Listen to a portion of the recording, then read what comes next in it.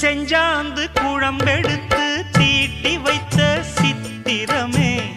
தென்பாண்டி கடல் குளித்து கொண்டு வந்த முத்தினமே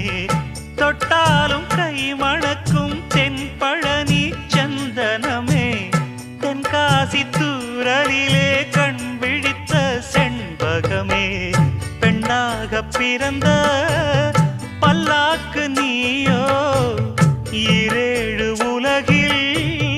ஈடாக யாரோ நெஞ்சோடு கூடு கட்டி கூவும் குயிலோ பாத கொலுசு பாட்டு பாடி வரும்